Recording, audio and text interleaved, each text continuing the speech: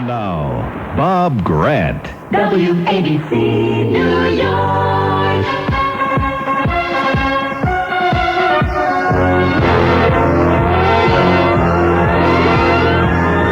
And let's be heard. Good afternoon, everyone. The telephone lines are open. The number to call in New York, 563-WABC. If you're calling from New Jersey, 489-WABC.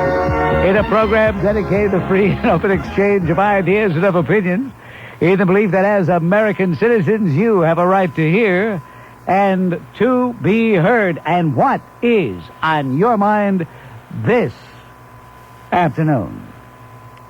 It's almost drowned out by the theme there. That's why I was chuckling a little bit. Maybe it would be better to just play our theme from now until sign-off time. What is there to talk about anyway?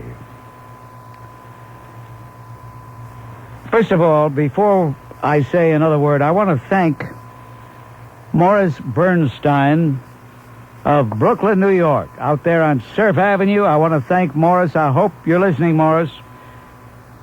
He sends this: Dear Bob, as a longtime listener, on this anniversary, this ship model I've had for many years, I now pass it on to you.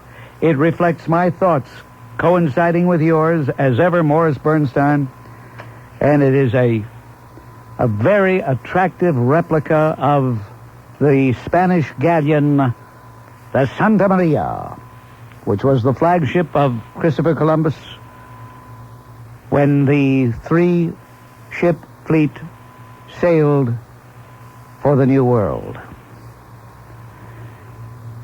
Well, today is Columbus Day. It's not the national holiday that some other days are, but to many it is indeed a time to observe. Historically, I wonder if we can be permitted to indulge in a little realistic history and get away from the revisionism which is being forced upon us by a relatively small group of racists and vicious people who want to hold us accountable, who want to punish us because European culture has been, and certainly in the 15th century was, the predominant culture in the world. Ladies and gentlemen, I do not apologize, as many of my contemporaries do, for being white. I do not apologize for the fact that my ancestors came from the continent of Europe. I do not apologize for the fact that Christopher Columbus discovered this continent. And by saying he discovered it in terms of telling the people back in Europe what was here. Because what was here was the most beautiful land on the face of the earth, this continent.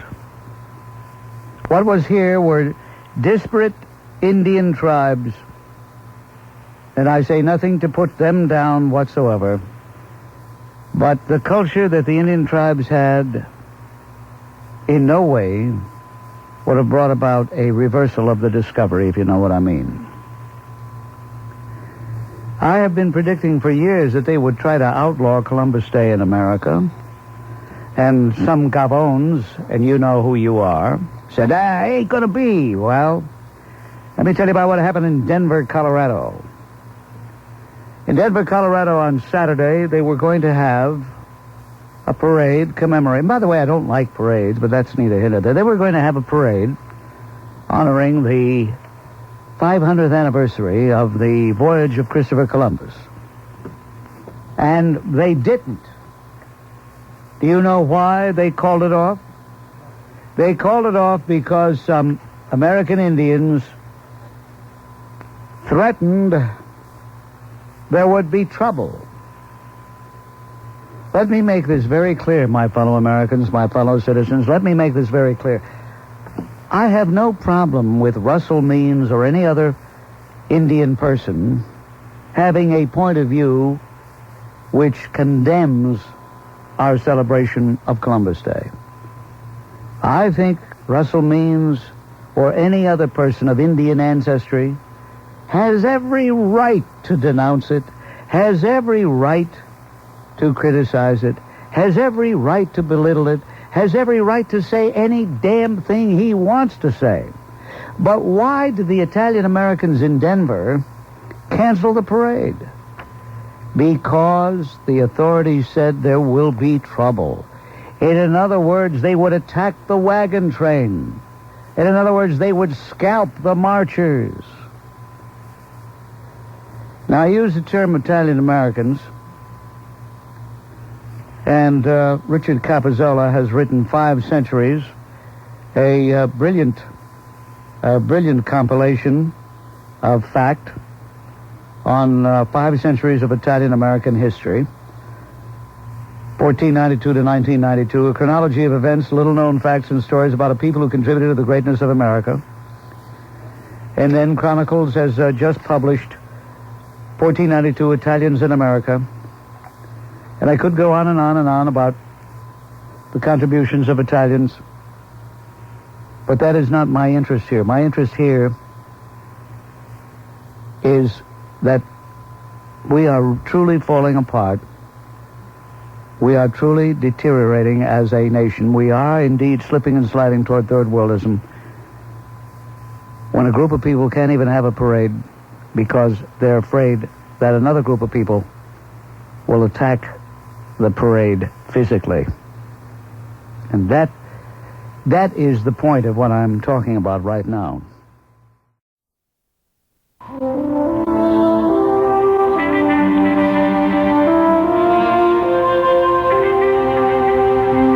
I am an Italian American. My roots are deep in an ancient soil, drenched by the Mediterranean sun and watered by pure streams from snow-capped mountains. I am enriched by thousands of years of culture. My hands are those of the mason, the artist, the man of the soil. My thoughts have been recorded in the annals of Rome, the poetry of Virgil, the creations of Dante, and the philosophy of Benedetto Croce. From my ancient world, I first span the great seas to the new world. I am Cristoforo Colombo. I am Giovanni Caboto, known in American history as John Cabot, discoverer of the mainland of North America. I am Amerigo Vespucci, who gave my name to the new world, America. First to sail on the Great Lakes in 1679, founder of the territory that became the state of Illinois, colonizer of Louisiana and Arkansas, I am Enrico Tonti. I financed the Northwest expansion of George Rogers Clark and accompanied him through the lands that would become Ohio, Indiana, Illinois, Wisconsin, and Michigan. I am Colonel Francesco Vigo. I mapped the Pacific from Mexico to Alaska and to the Philippines. I am Alessandro Malaspina.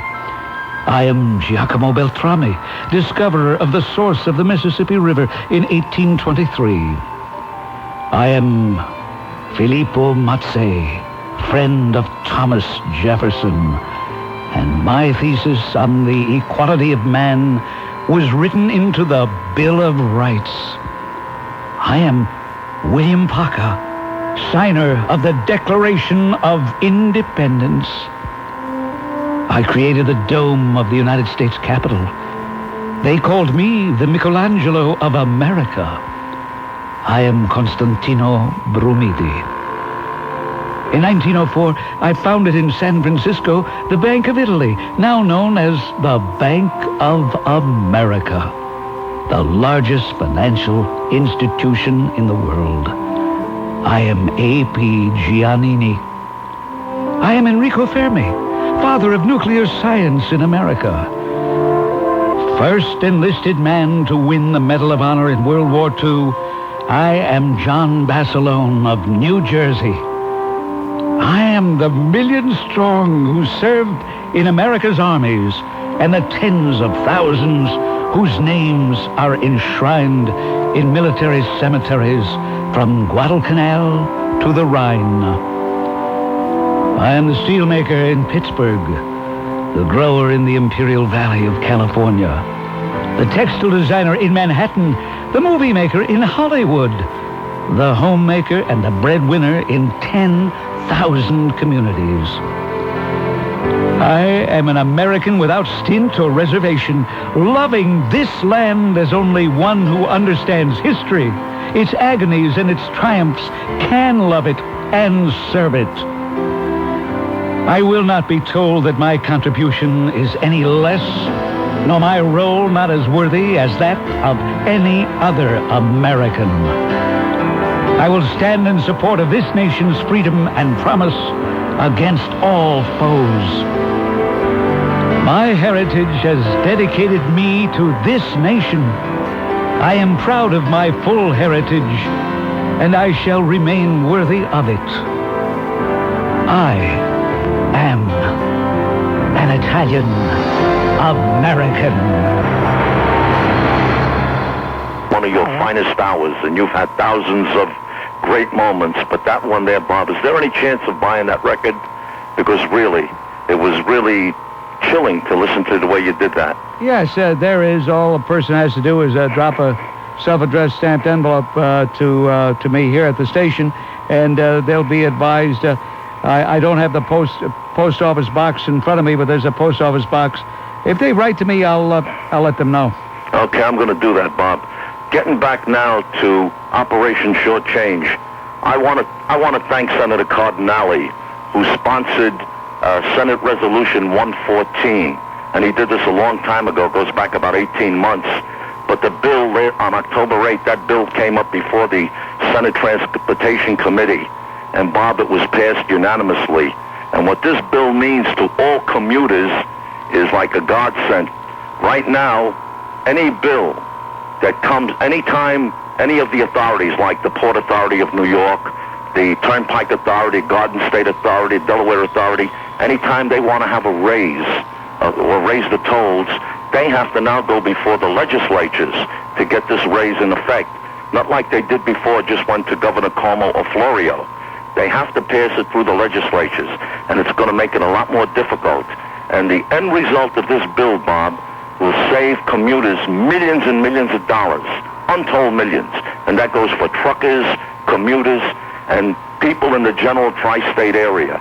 And I want to again reach out and say to Senator Cardinale, I thank him for his perseverance and his courage to take on the Port Authority, because I know a lot of people tried to reach out and told him not to do it. Anyway, Bob, I want to thank you, and I have a little message for my opponent, Roberto Torricelli. Can I say it? Yes. Roberto Torricelli, tu si proprio no cornudo. Thank you, Bob. WABC. Checking in on the line right now. Hello, Patricia. Hi, Bob. I'm calling about that call about the RU-486 pill. Yes. Okay, and I wanted to make one thing clear about whether people are for or against the abortion issue, is that the pill, if it's taken the morning after, is still doing the same thing it's doing a few weeks later, because what it's doing is if the sperm meets the egg, it's ending that cycle that has already begun. In some cases it won't be aborting, but in many cases it will be. It is called effective by the French, British, and Swedish doctors in the first 9 weeks of a pregnancy.